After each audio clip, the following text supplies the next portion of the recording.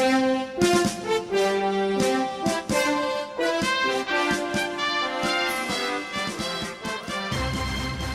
and welcome to BTC Radio. I'm Kevin Mitchell, founder of the Business Travel Coalition and your host. Our return guest today is Bill McGee, a longtime travel industry consumer advocate and one of the most respected and effective advocates in the United States.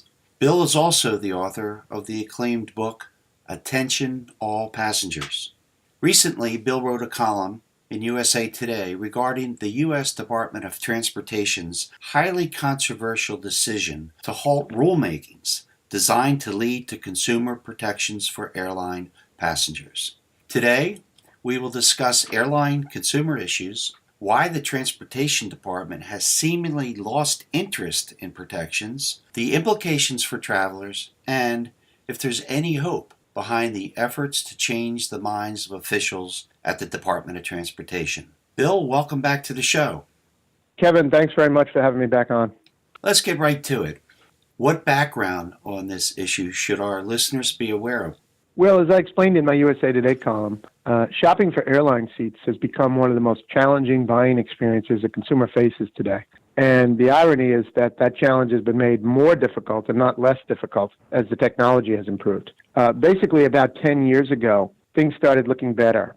We had some rules in place that made all of the mandatory taxes and fees and surcharges, the fees that are imposed by the government, the federal government, by airport authorities, those things that you have no choice about, they became more transparent, and it became a little bit easier to shop for airfares about 10 or 12 years ago. That was the good news. Then around that same time, we saw the airlines start imposing what they call these ancillary fees. I call them optional fees in air quotes because they're not optional for many consumers. But the challenge now is that it's very, very difficult to comparison shop or even to obtain the price of these fees prior to booking, as incredible as that sounds. And so in recent years, the Department of Transportation took some baby steps to try and protect consumers and started to even talk about having some rules in place to try and make things more transparent and easier for consumers. But all of that was wiped away on December 7th. So what exactly did the DOT shut down? Well, it was a very short announcement that was made, as I say, on December 7th, a date which will live in infamy, and they withdrew two proposed rulemakings. The technical terms are a notice of proposed rulemaking and a supplemental notice of proposed rulemaking. But the bottom line was these were initiatives that the Obama administration put in place, one of them dating all the way back to 2011.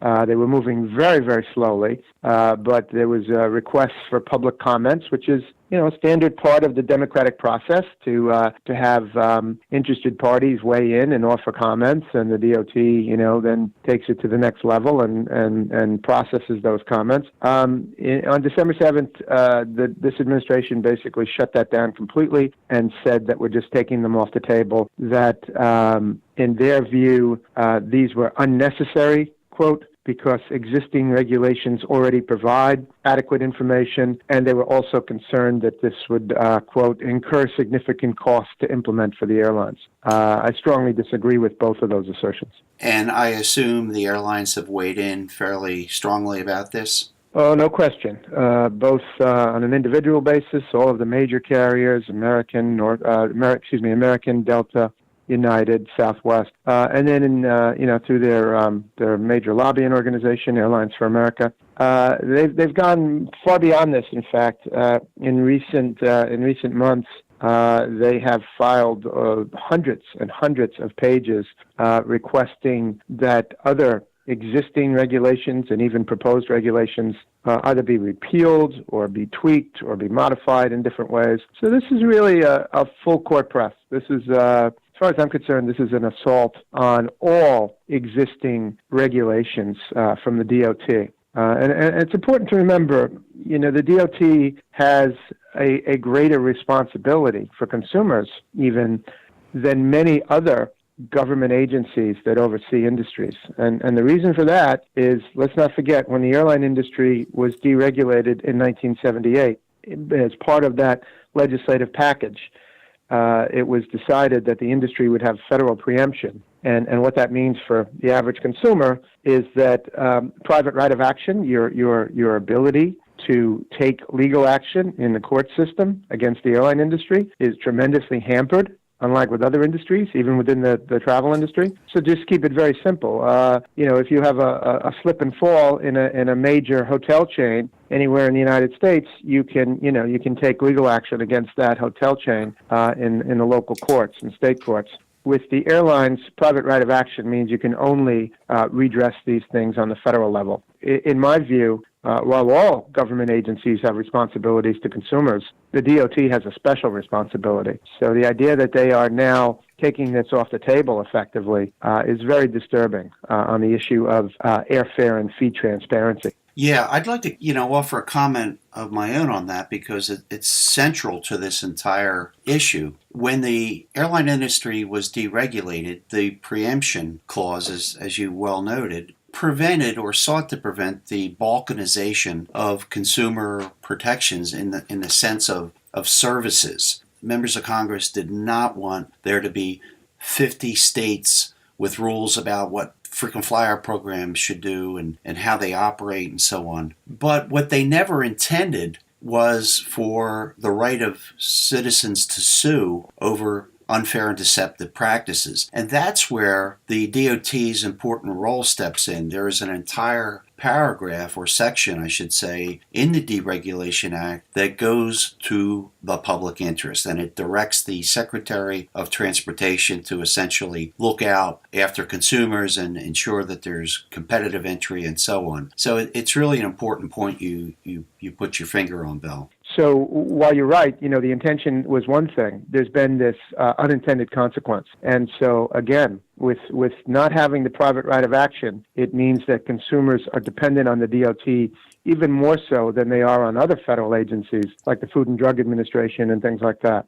Right. If there were a private right of action in place, the very issue that we're kind of talking about here, which is since 2008, airlines have withheld ancillary fee information for consumers or from consumers so that they can't really efficiently and effectively comparison shop. And more recently, they've withheld scheduling and fare information from the meta search companies. If preemption were not interpreted as it has been by the courts and consumers had this private right of action, we wouldn't have a need for a rule for ancillary fee disclosure. It would automatically be in place because the market and the legal system would discipline the airlines in this regard. So since 2008, some airlines have refused to provide this ancillary fee information, like for check bags and so on, to travel agencies. And others have withheld, information from meta search engines, such as TripAdvisor or Kayak. And the airlines say it's their prerogative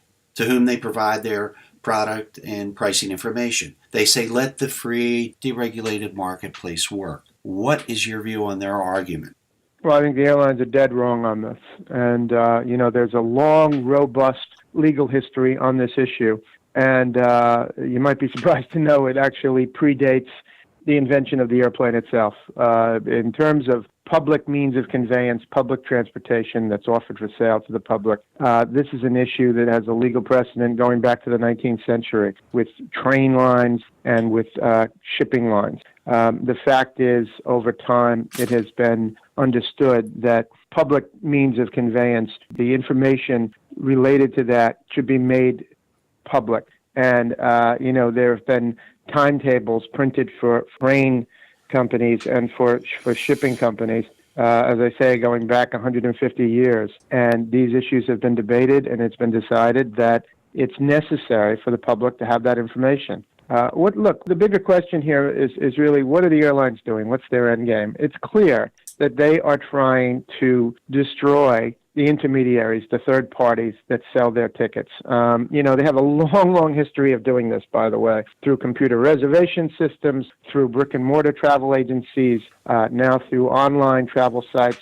In other words, they work with these intermediaries, they build them up, they call them their partners, and then when it's not convenient for them any longer, they do everything they can to destroy them, quite frankly. And, what we're seeing now is that the third parties, whether it's, online travel agencies like Expedia and Priceline, or whether it's, meta search sites like Kayak, et cetera, even brick-and-mortar travel agencies, the airlines would like you not to use them in great measure. They would like you to go directly to their own sites because that's the least expensive channel of distribution for them. And so now they're doing all they can to cut off the flow of information to those third parties. This is disastrous for consumers. It's really hard to underestimate just how important it is, because if we lose the ability to comparison shop, it's going to be such a cumbersome and inconvenient way to book travel that it's just going to absolutely inconvenience millions of consumers. But B, it's no question it's also going to lead to higher fares and higher fees. The old expression about the best antiseptic being sunlight applies here. If you want to find out in this industry that talks all the time about competition, the free market, if you want to find out who's offering the best prices in the free market and the best products, well, then let's compare them side by side. What are they afraid of? Well, we know what they're afraid of. They want you to go directly to their own sites. And how many consumers have the time, the energy, and the knowledge to know how to comparison shop effectively across a whole bunch of different airline sites, as confusing as that process is? So there's no question that the need for transparency is absolutely critical. Well stated, Bill. And it made me think of bringing the 150 years of railroad schedules forward. Today, when you put information out on the internet, it's equivalent to a phone book. It's public information. So that when these metasearch companies gather this information and make it available for consumers, it's no more than publishing a phone book. It's in the public good. Do you agree with that, or disagree, or another point of view? No, absolutely, I agree. This is at the very heart of the competition that the industry always talks about. First of all, what are your schedules? When are you operating? Where are you operating? Are the flights nonstops? Are they connecting? What are they? And then what are your base fares? And then what are your fees? And the idea, even that word optional, it's why I wasn't being snarky when I said I put it in air quotes.